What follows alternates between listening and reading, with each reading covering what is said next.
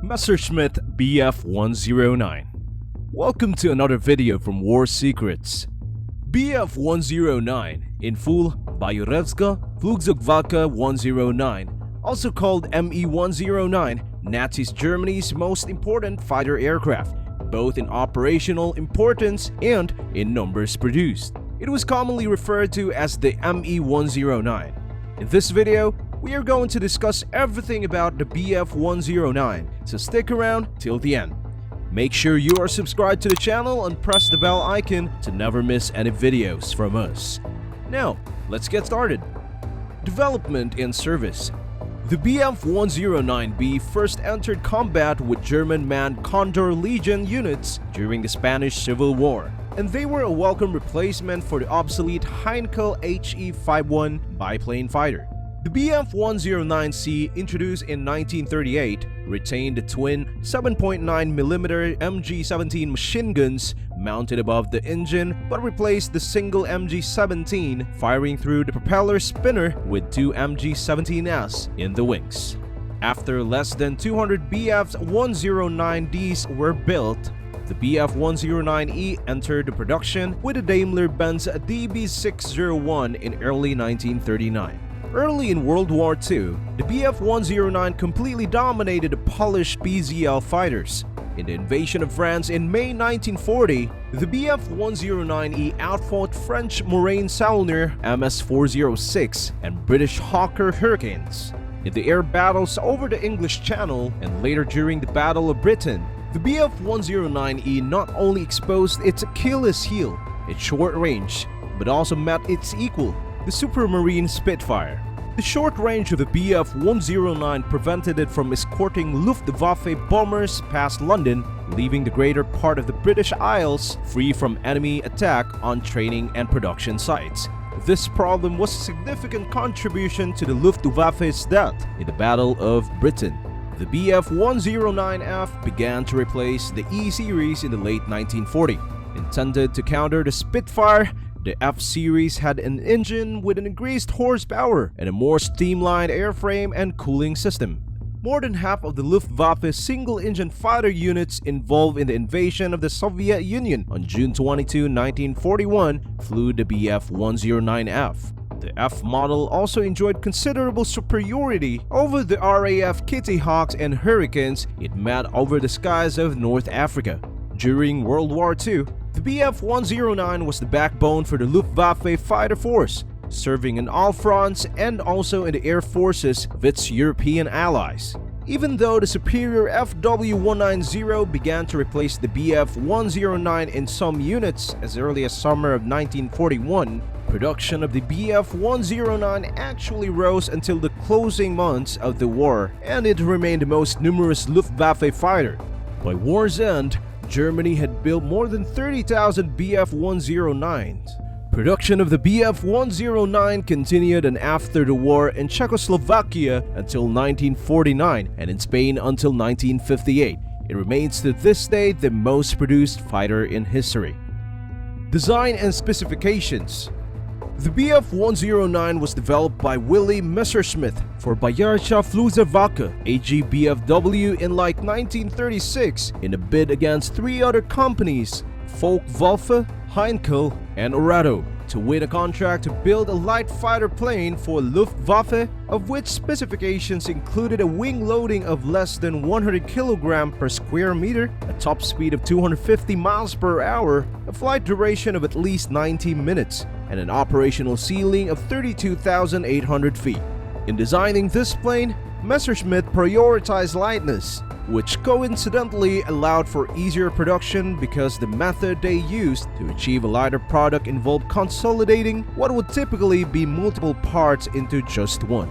He also correctly determined that the wing load of 100 kg per square meter was wildly low and would produce a plane that would be too slow for combat purposes, and instead opted for a wing load around 200 kg per square meter. The 109 had a 32-foot 6.5 inches wingspan, stood 8.5 feet tall, and had an empty weight of 7,055 pounds. Pilots who were mostly used to a low wing loading low ground angle, open cockpit biplanes had trouble adjusting to the 109, which was essentially the opposite of what they had used previously. Early versions of the 109 Series A to D were powered by the 675 horsepower Junkers Jumo 210, while the E and F series utilized the much powerful 1085 horsepower Daimler-Benz DB601, and further still the G series, which consisted of roughly a third of all 109's development, used the 1455 horsepower Daimler-Benz DB605 engine. Weaponry. As bombing techniques developed, so did the Germans' defenses. The first line of defense was the radio and radar interception units that detects the approach of the bomber force. The bombers would then be attacked by fighter aircrafts and exposed to anti-aircraft gunfire. Walls of searchlight beams illuminates the aircraft with blinding light.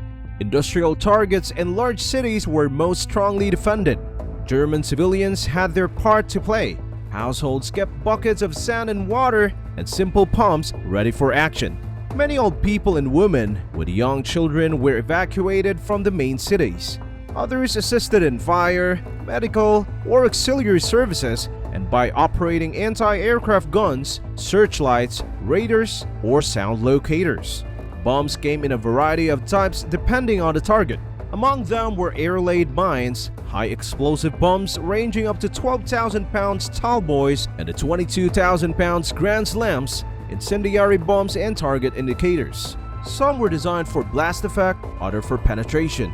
The fusing and loading of bombs was undertaken by ground crew armorers. Bombs were delivered under the aircraft on trolley towed by tractors such as the David Brown VIG-1462.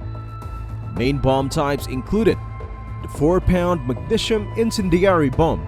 One of the most destructive British weapons was the small 1.8 kilogram incendiary bomb, used in large numbers to create ground fires over a wide area.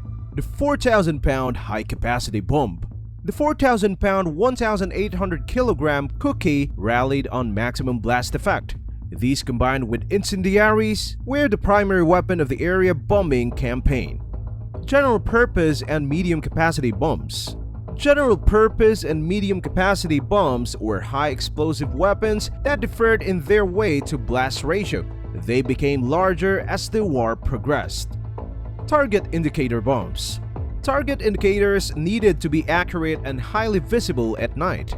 They would burn in bright colors at a predetermined height or on the ground. A 4,000-pounder and a shower of incendiaries leave the bomb bay of a Lancaster bomber high over Duisburg during an attack by RAF Bomber Command on that city. Primary Bf-109 strengths and weaknesses. Strengths. The Bf-109 airframe proved highly adaptable for all manners of fighting forms. The type was principally a fighter first, but later variants allowed the platform to be a successful fighter bomber, close support aircraft, bomber escort, bomber interceptor, and high-altitude interceptor. As such, the armament configuration of the Bf-109 changed throughout its career, though she remained one of the most well-armed fighters of her time. The mix of cannon and machine gun allowed pilots to engage fighters and bombers with equal fervor.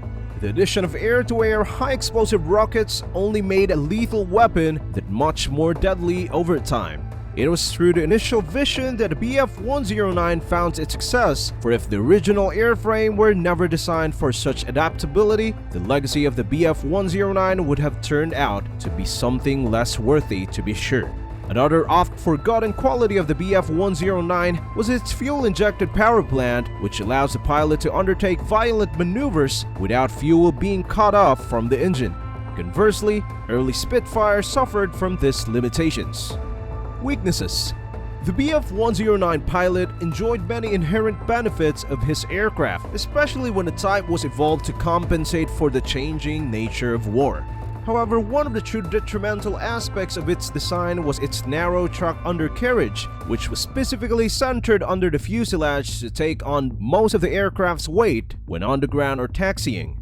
In other contemporary fighter types, the main landing gear wheels were typically fitted under the wings near the storage wing roots for better grounding handling, but this inevitably placed much weight upon the wings themselves. The German initiative was a novel one, all things considered, but the fact remained that this narrow track undercarriage proved highly fatal to many Bf-109 pilots during the operational service life of the aircraft. It is said that roughly 5%, 1,750 aircraft were lost due to undercarriage accidents during the war. As such, a steady hand and much experience at the controls were necessary in maneuvering the aircraft about. However, once in the air, the sheer power of its inline took over, and the Bf-109 proved a pleasure to fly, this considering the myriad of additions the military required of the design, defeating some of the pure handling qualities of the original Messerschmitt version of 1935 when compared to the late war additions to the line. That's all for this video. We hope you guys enjoyed it. If yes, then don't forget to like the video and also share your thoughts with us in the comment section below. We'll see you all in the next video. Till then, stay tuned to War Secrets. Bye!